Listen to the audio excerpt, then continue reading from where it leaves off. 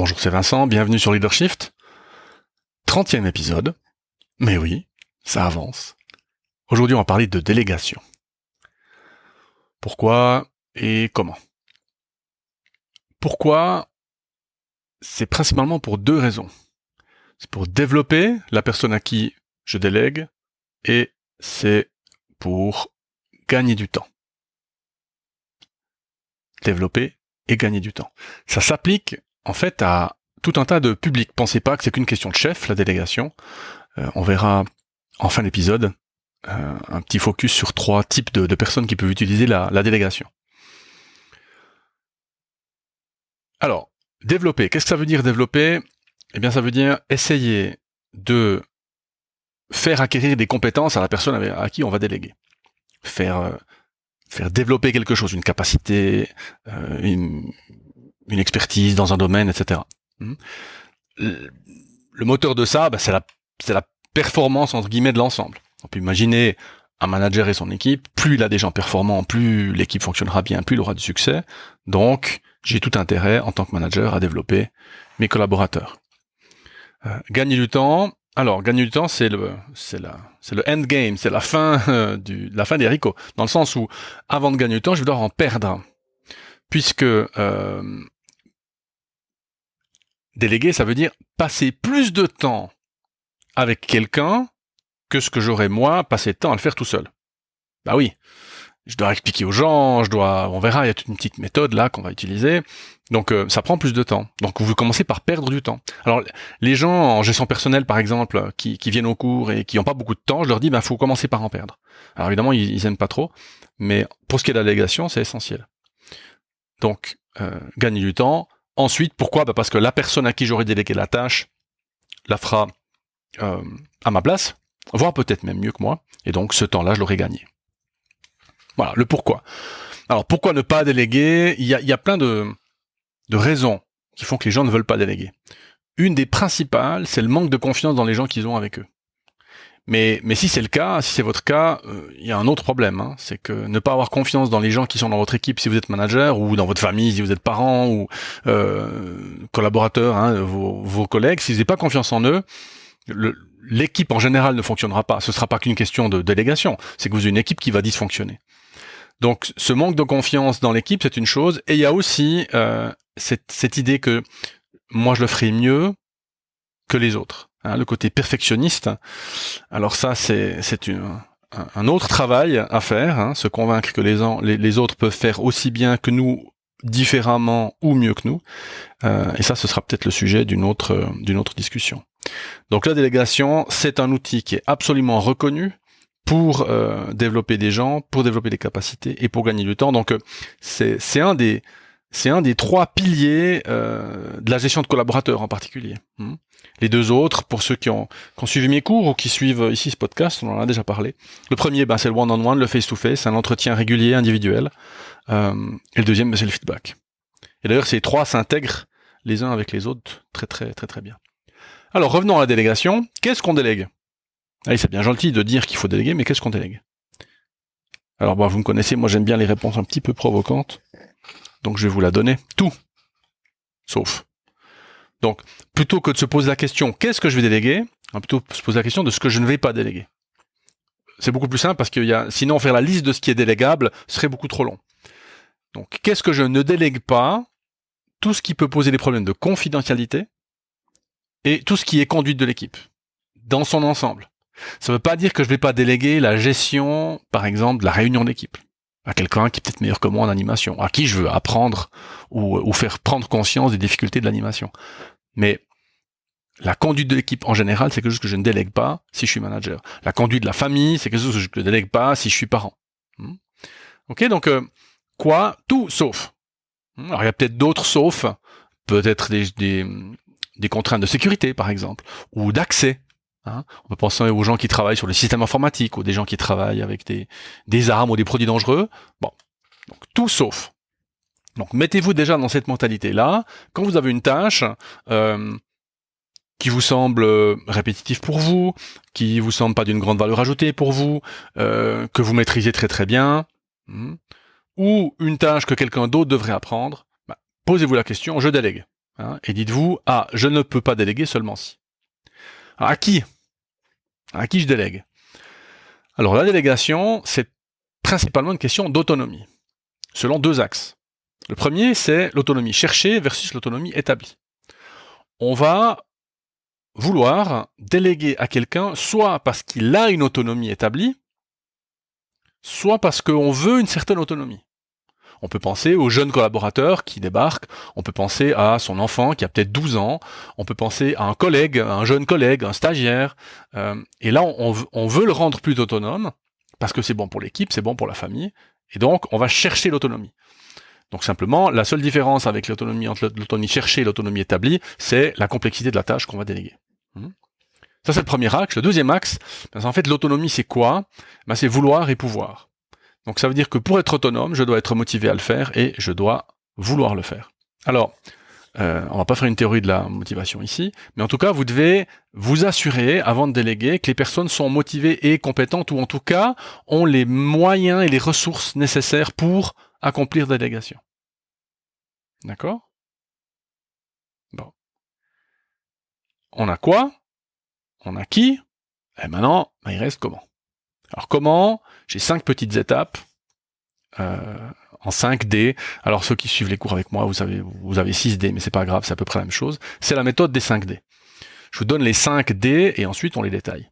Déclarer, désigner, demander, détailler, déployer. Alors, déclarer. Déclarer, c'est commencer la délégation. Alors évidemment, ça se fait en entretien, dans le sens ça se fait en discussion privative face à face, ou par téléphone, mais en tout cas pas par mail. Déclarer, écoute, j'ai besoin d'un coup de main pour ça. C'est important pour moi, cette tâche est importante pour moi, mais j'ai besoin d'un coup de main pour l'effectuer, etc. D'accord? Donc je déclare mon intention de déléguer à la personne. Et ensuite, je lui dis pourquoi. Donc désigner, deuxième étape. Je dis, mais je t'ai choisi parce que. Et là, pas de vente, s'il vous plaît. Hein. Pas de blabla, de machin.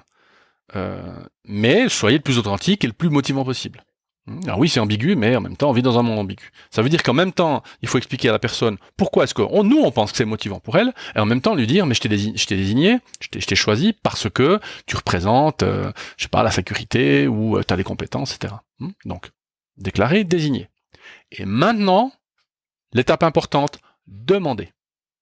Je dois demander à la personne si elle est d'accord de me donner un coup de main. Notez que elle ne sait pas exactement de quoi il s'agit. Ça, c'est important. Donc, vous voyez que déclarer, désigner, demander, détailler, déployer, le demander est au milieu. C'est le pivot de la délégation. D'accord? Vous devez accepter une réponse qui est non. Alors, si vous faites 4 tentatives de délégation à la personne qu'elle vous répond 4 fois non, il y a un feedback à faire déjà. Hein, je vous réfère à l'épisode, je sais pas où il est maintenant, l'épisode 19, comment faire un feedback. Mais là, il y a un feedback à faire. Mais donc, vous devez demander. Pourquoi? Parce que ce que vous allez déléguer à la personne représente une charge de travail supplémentaire pour la personne. D'accord? Donc, vous devez vous assurer, encore une fois, si vous ne demandez pas, vous voyez qu'au niveau de l'autonomie, la motivation ne sera peut-être pas là, et donc la tâche déléguée va pas bien fonctionner. Donc, demandez. Est-ce que tu es d'accord pour me demander un coup de main? Il n'y a pas de détails. Pourquoi? Parce que vous demandez un accord de principe. Est-ce que tu es d'accord pour m'aider, moi?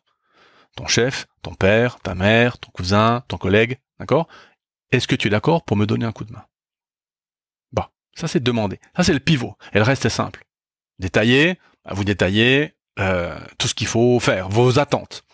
On peut parler de fixer un objectif si vous voulez, d'accord? Vous donnez en particulier le délai sous lequel vous vous attendez à ce que la délégation soit faite, ou la fréquence si c'est quelque chose de journalier, de hebdomadaire ou de mensuel, d'accord? Et dans déployer, eh bien vous avez ok, merci d'avoir accepté, je t'ai donné les détails. Maintenant, de quoi est-ce que tu as besoin pour? Est-ce que tu as besoin de formation? Est-ce que tu as besoin d'accès? Est-ce que tu as besoin de soutien? Est-ce que tu as besoin d'accompagnement? Est-ce que tu as besoin d'explication? De quoi est-ce que tu as besoin pour y arriver? D'accord? Ne sous-estimez pas l'importance de cette étape. Parce que dans le demander, une des choses que les gens vont vous dire, c'est « Ouais, j'aimerais bien, mais je sais pas comment. » Ben justement, le déployer, vous allez les rassurer là-dessus. Une des deuxièmes raisons pour lesquelles les gens pourraient refuser une délégation, dans la partie demandée, c'est « J'ai pas le temps. » Et ben dans déployer, on va dire « Mais est-ce qu'on peut aménager ton temps ou celui des autres pour que tu puisses accomplir la délégation ?» D'accord ? Déclarer, je dis que j'ai besoin d'aide. Désigner, j'explique à la personne pourquoi c'est elle. Demander, je demande à la personne, est-ce que tu es d'accord pour me donner de l'aide ? Détailler, je donne tout ce qu'il faut savoir sur la délégation, la tâche à déléguer. Et déployer, je m'assure que la personne a les ressources et les compétences pour le faire. Maintenant, attention. La délégation, c'est pas le passage de patate chaude. C'est pas jeter par-dessus la barrière à quelqu'un quelque chose qu'on n'a pas envie de faire. Dans la délégation, vous conservez la responsabilité du résultat. Vous ne déléguez que l'exécution. Le résultat, le fait que l'équipe, la personne y arrive, c'est encore votre responsabilité. C'est très très important ça. Parce que comme ça, vous restez lié à la personne et à la tâche déléguée. Bon. Alors, on a vu quoi ? On a vu qui ? On a vu comment ? On a même vu pourquoi. Maintenant, un petit focus sur les 3 types de personnes auxquelles je pense, il y en a peut-être d'autres. D'abord, les parents. Les parents à qui vous pouvez déléguer, alors bon, conjoint, pourquoi pas, on verra plutôt ça sous collègue ou collaborateur, l'étape d'après, mais moi je parle ici de délégation à un enfant. Depuis tout petit, les enfants sont autonomes dans certaines tâches, et donc vous pouvez leur confier des tâches. Donc, encore une fois, l'exécution, pas la responsabilité, hein. Donc, par exemple, on pourrait demander à l'enfant de gérer le stock de, j'en sais rien moi, de pommes. Hein, voilà. Donc, comment est-ce qu'on ferait le petit entretien de délégation ? Bah, écoute, petit Joseph, hein, j'ai besoin d'aide pour gérer le stock de pommes. Je te demande à toi, parce que j'ai l'impression que ça t'intéresse, tu veux toujours venir avec moi aux courses, etc. Donc, est-ce que tu es d'accord de me donner un coup de main ? La réponse de l'enfant, selon l'âge, mais maman, même papa, je sais pas comment faire. T'inquiète pas, si je t'explique et tout, est-ce que tu es d'accord de me donner un coup de main ? Ah ben oui, volontiers. Bon, alors voilà, détails, machin, le stock, etc., où ils sont, comment il peut les compter, bon, etc. Et déployer, ben écoute, la première fois que je gère le stock de pommes, tu viens avec moi et je te montre. D'accord ? Voilà, ça c'est une délégation à un enfant.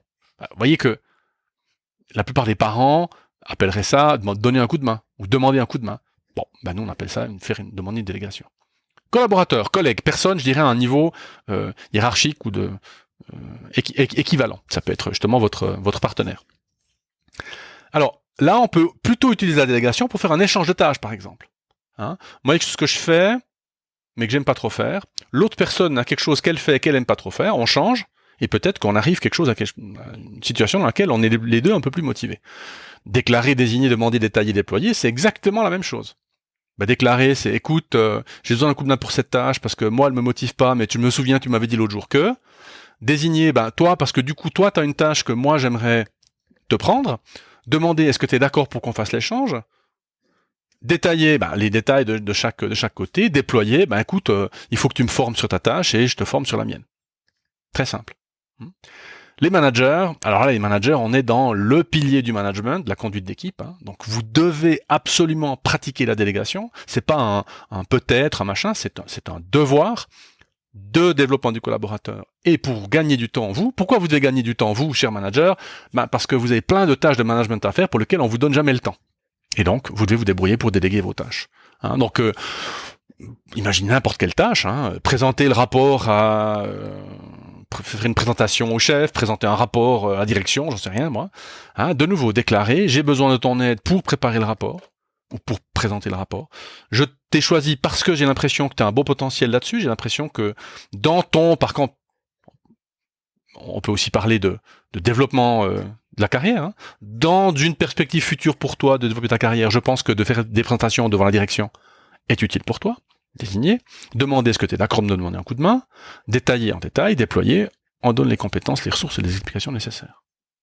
Vous voyez, c'est pas particulièrement compliqué à faire, mais il faut avoir le mindset, l'état d'esprit, et puis simplement appliquer les 5 petites étapes. Voilà, j'espère que cet épisode vous a été utile.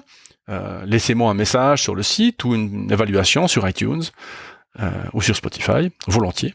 Et je vous souhaite une bonne journée, une bonne semaine, et je vous dis à bientôt pour le prochain épisode. Ciao.